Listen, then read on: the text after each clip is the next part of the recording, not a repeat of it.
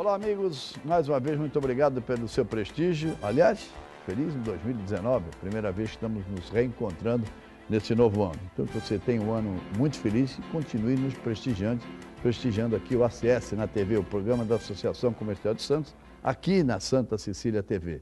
Aliás, mais uma vez, muito obrigado ao patrocínio da Unimed, patrocinador exclusivo do nosso programa e a primeira cooperativa médica do Brasil. Em 2018 fez 50 anos no mínimo, é sinônimo de grande credibilidade. Começar o ano falando mais uma vez do Porto de Santos, que aliás vai passar, pelo menos tudo indica, por grande transformação. Já está passando, passou no final de 2018 e vai passar sem dúvida alguma neste ano de 2019. Nosso convidado de hoje, um amigo de muito tempo, Noslen Botelho, ele que é diretor da Excel Santos. Tudo bem, Noslen? Tudo bem, tudo bem. Bom dia a todos aí, tudo bem. Quanto tempo de Porto? Só para o telespectador ter uma noção do seu conhecimento. São 45 anos, 25 como armador, 20 anos na Excel e trabalhando direto com parte do Comex. Né? Aliás, é uma coincidência, meu primeiro emprego, meu tio, seu grande amigo, né, era gerente geral da Moore McCormack Lines, uma companhia americana fantástica. Eu tinha, acho que 16 para 17 anos, então fui trabalhar lá. E você trabalhou com ele na Moore McCormack Lines. É. Lembra da Moore McCormack Lines? Eu comecei em 73 na Mormac com 17 anos como office boy. É. E chegou até? Cheguei até gerência de operações na época de Mitsui e Tranhall Sealand. E aí abri a Excel em 95 e acabei indo para ela só em 98. Já vamos falar um pouco da Excel um pouco mais, mas nesses 40 e poucos anos de Porto, você viu de tudo, né? De tudo. O que você lembra assim? Até que no começo era minimamente container, né? Você tinha aí, acho que nem 1% da carga movimentada era container. Então nós tínhamos toda a harmonização da carga, são navios convencionais e muito pouco levava container, que era algo que estava começando e que foi trazido para o Brasil pela Mormac, né?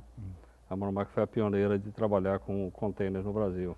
Não sei se você tem condições de responder. Eu sei que eu li a história do container. Surgiu, acho que nos Estados Unidos. Do Malcolm McLean. Que foi na década de 50, 60 ou 40, será por aí, né? Eu não sei precisar a época, mas foi o Malcolm McLean, que trabalhava com caminhão. E ele tinha dificuldades do transporte americano e ele acabou por criar uma opção que acabou virando o container, onde ele contém o royalties lá do equipamento, né? E os primeiros navios foram convencionais, tendo as dificuldades do convencional embarcando o container, até virar o que hoje o pessoal conhece, que são os mega navios operando aí. 345, 355, não sei quanto de boca, enfim. O mundo mudou sem dúvida alguma, principalmente a partir do container.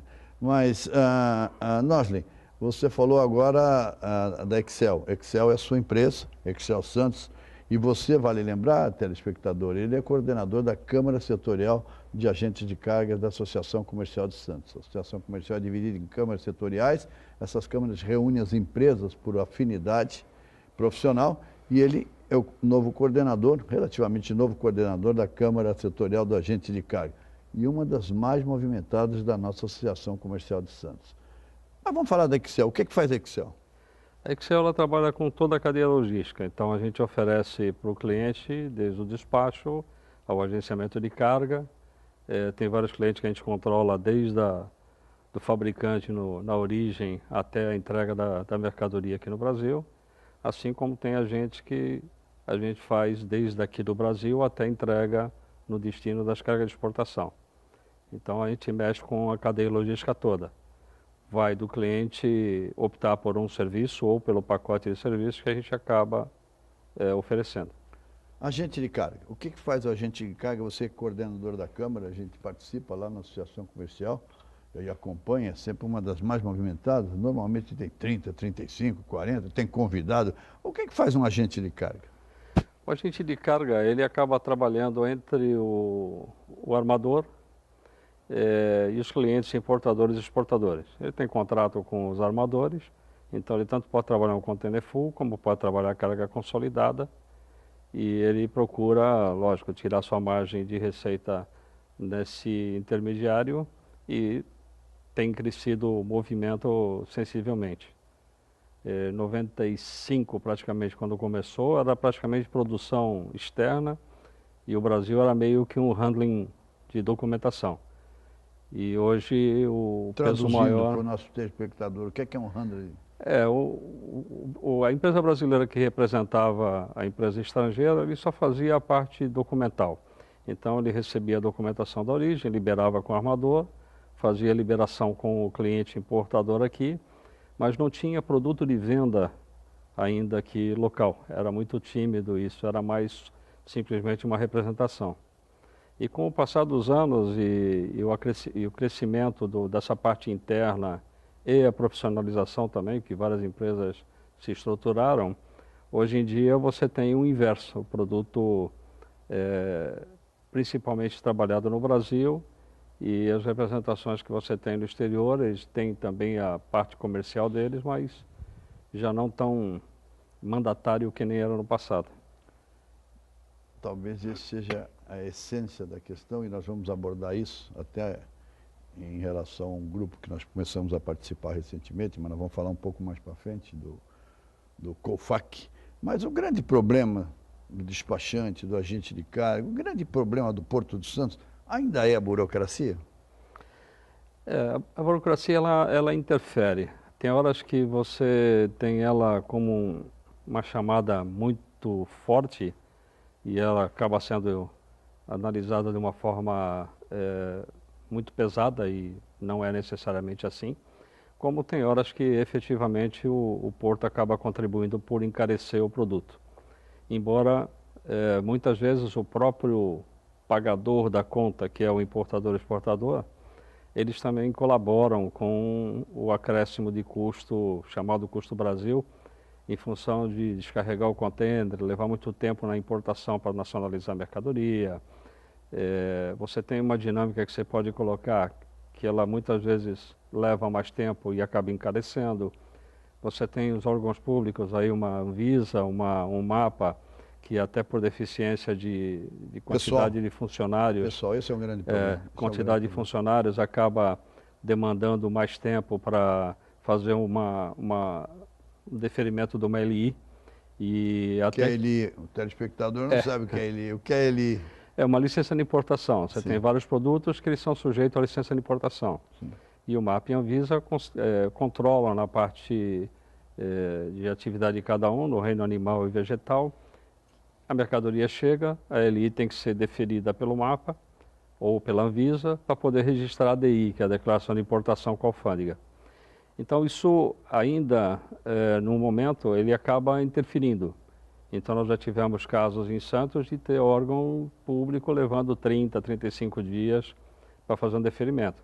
Aí você imagina que esse período o contêiner está no porto, está pagando armazenagem, está pagando demurrage, então tem uma série de encargos em cima.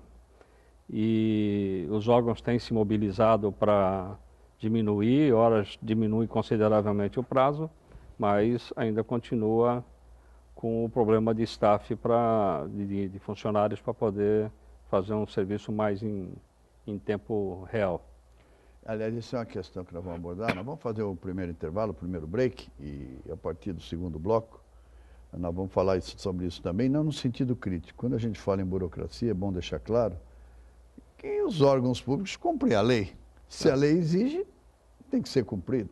Então, o importante é tentar mostrar isso às autoridades, sensibilizar, no sentido de que mude, ou pelo menos alivie um pouco essa burocracia. Na volta, no segundo bloco, eu vou dar um exemplo do que aconteceu ontem, oficialmente quarta-feira, entrou em vigor. Informação importante. Fique com a gente volta em instantes.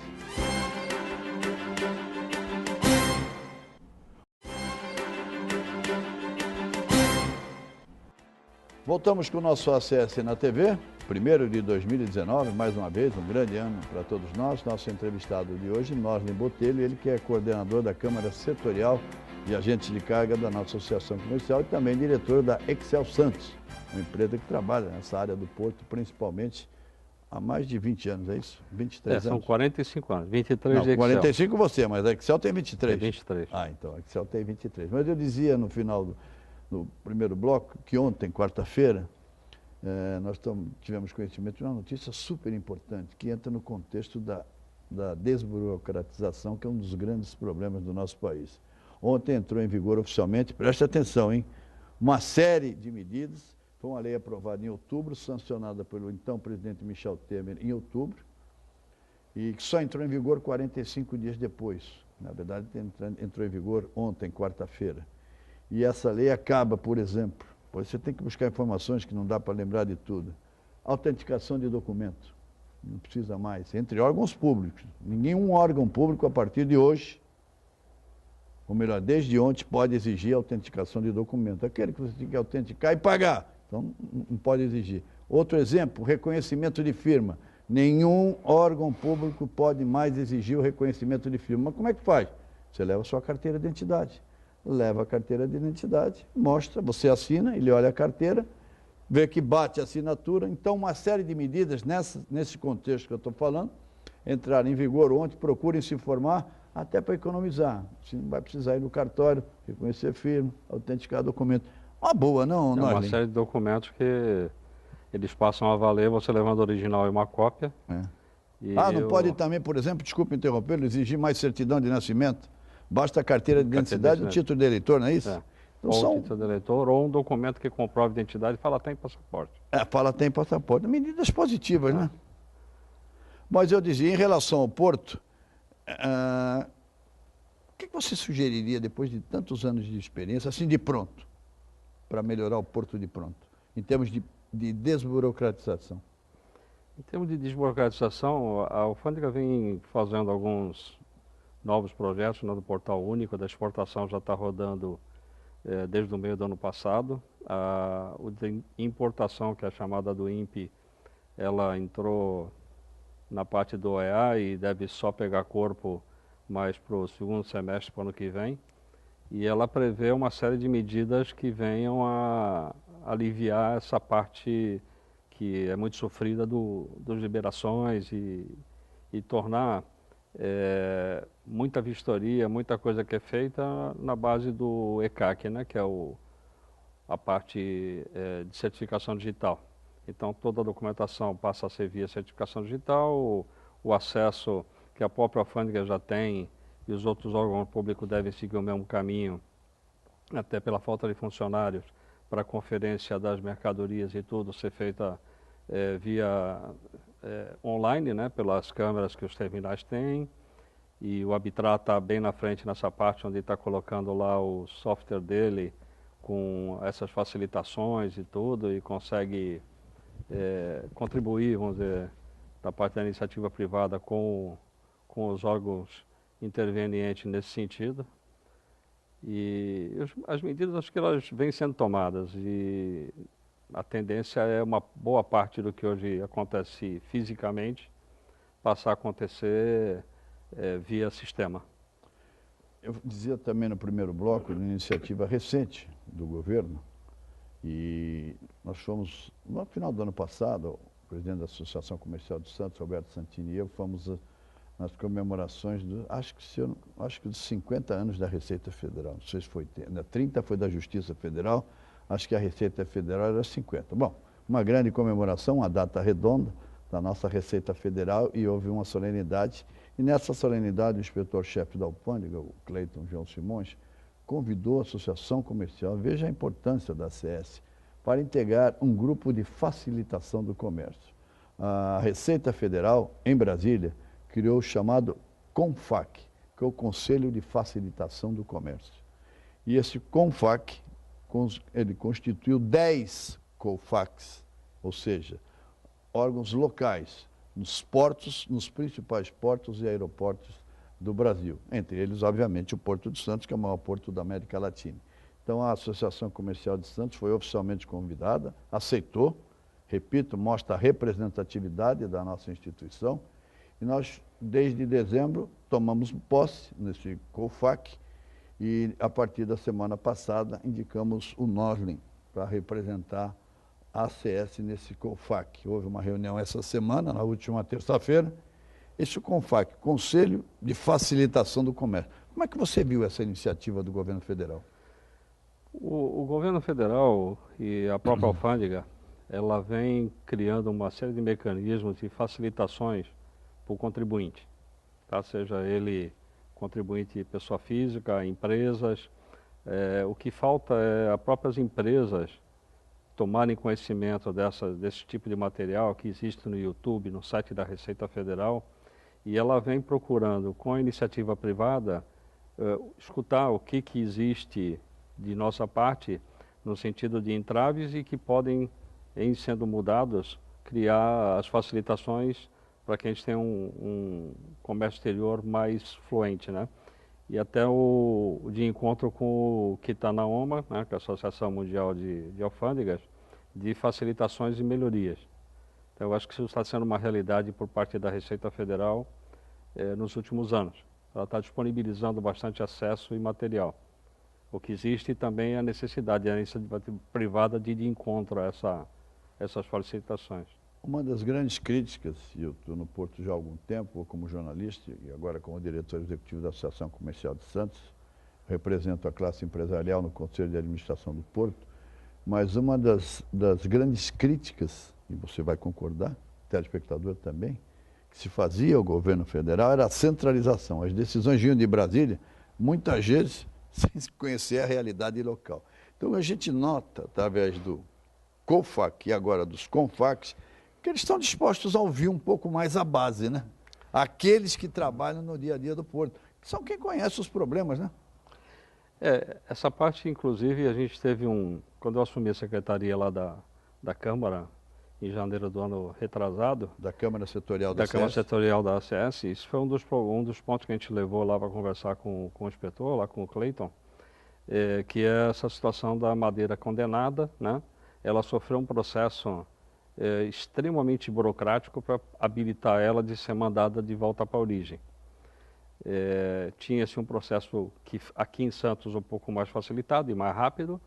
E, infelizmente, a Coana em Brasília ela tomou uma medida que ela tornou uma obrigação nacional e que empacota. Você fica às vezes com o container 2, 3 semanas, um mês para conseguir mandar ele de volta para a origem, porque tem um monte de exigências burocráticas que são incabidas.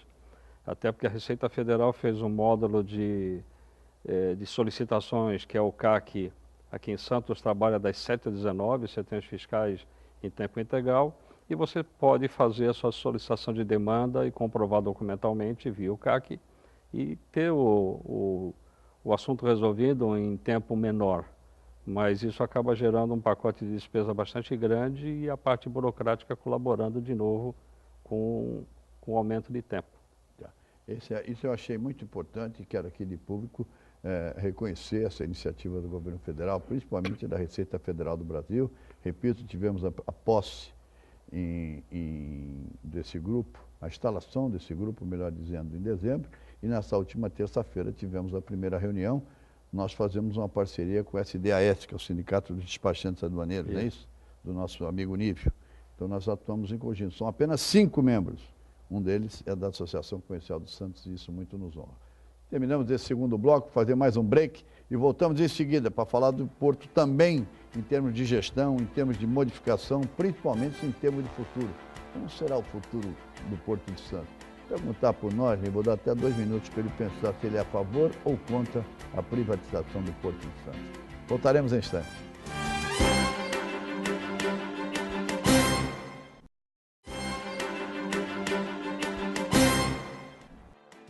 Olá, amigos, voltamos então com o nosso terceiro e último bloco do nosso programa de hoje, o primeiro, repito, de 2019, do nosso ACS na TV.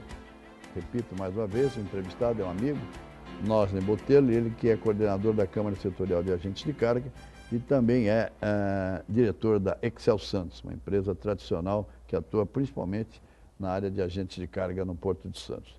Deixei uma pergunta aí no ar, quero saber a sua opinião, depois de 40 e poucos anos de Porto, esse Porto administrado de Brasília,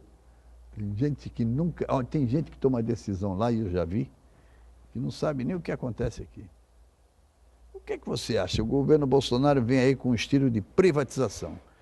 Ainda ontem, quarta-feira, antes de vir para cá, na CS, quando nos encontramos, estava lendo o jornal Tribuna, os operadores portuários, a FENOP, defendendo com veemência o modelo de gestão, que no fundo é a privatização ou a profissionalização, mas talvez a privatização seja melhor. Qual é a sua ideia sobre isso, Norton? Eu acho que a privatização é um caminho inevitável, né? A gente já viu aí durante os anos todos que a gente vive no Porto, que as partes que foram privatizadas, elas acabaram ganhando eficiência e produtividade, que saiu matéria agora recente até comparável a portos na Europa e na China, em termos de produção de operação de navio full container. E a gente tem vivido aí, lendo sobre situação de dragagem, por exemplo, nos últimos 10 anos. E aí a empresa ganha, a outra entra com recurso, e a dragagem não acontece regularmente, porque Santos é um porto de canal, tem que ser dragado regularmente, e compromete o tamanho de navio que consegue atracar em Santos e, consequentemente, a capacidade dele de carregar. Então, ele não pode, de repente, ir na sua capacidade máxima algumas vezes, em função da capitania reduzir a parte de calado operacional, porque não consegue manter a dragagem. Isso que você falou, e repito aqui apenas para informar e para o telespectador ter a exata noção da nossa participação, representando a classe empresarial, esse problema da dragagem, o que nós brigamos, o que nós lutamos dentro do Conselho de Administração, o Conselho de Administração é um órgão que está acima da diretoria da CODESP.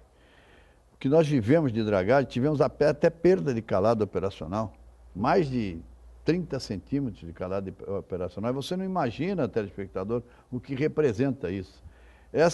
O problema da dragagem, a dragagem era contratada pela CODESP. Aí a CEP, Secretaria Especial de Portos, hoje SNP, Secretaria Nacional de Portos, resolveu fazer a dragagem. Lançou uma licitação. Levou 3 anos para concluir o processo, justamente por isso. O primeiro ganhou, o segundo entrou com recurso. O segundo ganhou, tira o primeiro, entra o segundo. Aí o primeiro recorreu, voltou. Isso nós ficamos mais de 2 anos e correndo o risco aqui de ficar sem dragagem. Aliás, ficamos sem dragagem. Houve um momento que a gente tinha dragagem apenas do trecho 1. O Porto de Santos é dividido, teoricamente, em 4 trechos. Deixaram irresponsavelmente acabar os contratos dos trechos 2, 3 e 4 e só tinha o trecho 1. O Conselho de Administração assumiu uma grande responsabilidade, corajosa, e aditou o contrato do trecho 1 para o 2, 3, 4. Com isso, evitou-se que nós ficássemos sem dragagem durante um bom período. Hoje está em vigor ainda a dragagem da Secretaria Nacional de Portos, ia terminar agora em janeiro, agora, essa semana. Foi prorrogada até julho. Então não vamos esperar que se faça uma nova licitação, porque uma licitação, como você disse há pouco, Norton, se tudo correr bem, e Deus ajudar, demora 6 a 8 meses. Se não correr bom, leva 2 anos, né? 2 anos ou mais. Porque tem que fazer pela 866, que é a lei de, né? A lei de licitação. Nós temos um exemplo bem aqui em Santos, que é a ADP World, que começou a ser... É um TUP, né? Um terminal de uso privado. É um terminal em área particular, né? Está fora do chamado Porto Organizado. Porto Organizado. Ele foi começado o projeto pela Coimex, segundo até uma palestra que participou um diretor deles. Eles levaram 7 anos e meio para conseguir a licença do IBAMA. Aí praticamente É um absurdo, né? Do ponto de vista econômico, 6 a 7 anos eu acompanhei bem. Isso inviabiliza qualquer investimento, qualquer projeto econômico, né? O EVTE, que eles chamam, né? Estudo de Viabilidade Econômica. Você pode levar 7 anos, não tem número que resista, né? E quando eles começaram a construir, praticamente acabou o dinheiro. Né? Aí a Odebrecht com a ADP acabaram assumindo a obra. Agora a ADP World, ela está sozinha no terminal, mas... E ampliando, né? Terminal. Eles têm uma área bastante grande até a estrada ali atrás, né? Então você tem uma condição bastante importante lá deles de capacidade, né? E com o crescimento que aconteceu entre os terminais da DB e o BTP, né, da Brasil Terminais Portuárias, ele praticamente dobrou a capacidade de contêiner de Santos. Sim. Não fosse esse tipo de investimento, não ia ter onde colocar contêiner, né? Usando só Santos Brasil, Libra e o Ecoporto no Saboa lá. É verdade, Então, é verdade. seria um impacto bastante considerável. Então, tem que ser, a iniciativa privada tem que cada vez mais participar e tomar conta da parte produtiva, porque senão a gente acaba não conseguindo as performances que são necessárias. Aliás, vale lembrar, esse é um contexto importante. Desde 2003, o Grupo A Tribuna realiza um seminário anualmente sobre portos. Há a parte teórica, parte dos debates, das palestras, e esse seminário da parte teórica ele é seguido de viagens a portos do exterior, justamente para conhecer experiências no exterior. Então, normalmente é um ano América, um ano Europa. Mas já extrapolamos, já fomos à Ásia 2 vezes. Fomos à China, principalmente. Entre os 10 portos, maiores 10 portos do mundo, 4 são da China. 4 são da China. E quase todos, mas vamos pegar Roterdã, por exemplo, que é referência, um hub port, o maior hub port da Europa. Lá é um CEO nomeado com meta, que se não chegar no final do ano e atingir a meta e não fizer uma grande gestão, rua, literalmente rua. Acho que esse é um modelo fantástico, né? Privatiza, cria um board e dá meta só cumprir, né, Norlin? É o principal, né? Porque aí você passa a ter, como a gente costuma dizer, passa a ter patrão, né? Então você passa a ter metas e custo-benefício da parte operacional. E isso acho que é inevitável, né? Aqui em Santos pode demorar mais ou menos para atingir esse objetivo, mas o caminho com certeza é esse. Deus lhe ouça. Estamos terminando, hein? Você estava preocupado antes do programa, nunca participei. Foi fácil, né? Quando a gente fala daquilo que gosta e sabe, é fácil, né, Norlin? Quando está dentro do nosso métier cotidiano, né? Acho que a gente acaba... É verdade. Aliás, informações importantes da Codesp, para terminar. Todo mundo sabe que houve aquela operação da Polícia Federal no final, novembro, dezembro do ano passado, e saiu o presidente, não entramos aqui no mérito. Cabe à Justiça entrar no mérito, quem tem culpa, quem não tem. Mas saiu o presidente, saiu o diretor de Relações do Mercado e foi nomeado para cá o Luiz Fernando Garcia, aliás, um técnico que ficou, infelizmente, porque é um grande técnico e começou a fazer um grande trabalho. Ele ficou aqui cerca de 2 meses, renunciou essa semana e o novo presidente da Codesp, pelo menos extraoficialmente, já está indicado. Chama-se Cassemiro Tércio. Ele era do Porto de São Sebastião. Até agora não veio oficialmente, eu como membro do CONSAD tenho essa informação, não veio a indicação. Ele tem que passar por um comitê de elegibilidade, passar pela Lei 13.303, que é rigorosa, e depois então ele é indicado para aprovação do CONSAD. Hoje há um presidente interino, José Alfredo, competente, mas isso é que não pode acontecer do Brasil, né, Norlin? Uma empresa desse porte, o Porto de Santos, está nessa transição e nessa indefinição, né? E aí você acaba tendo a novela se repetindo, né? É verdade. Então, que venha o senhor Cassemiro Tércio, seja bem-vindo. Vamos trabalhar, o Porto de Santos precisa trabalhar. Norlin, muito obrigado, até uma próxima oportunidade. Aliás, muito obrigado por ter vindo, pelo trabalho que você desenvolve conosco na Associação Comercial e agora, indicado pela nossa diretoria como nosso representante no COFAC, essa Comissão de Facilitação do Comércio. Que você possa prestar grande colaboração à classe portuária de Santos. Um abraço, muito obrigado, Norlin. Vamos fazer o maior esforço para que a gente consiga cumprir a nossa etapa, né? Se Deus da nossa colaboração. Felicidade, até a próxima, Norlin. Obrigado. Nós esperamos você na próxima semana. Muito obrigado, seja feliz.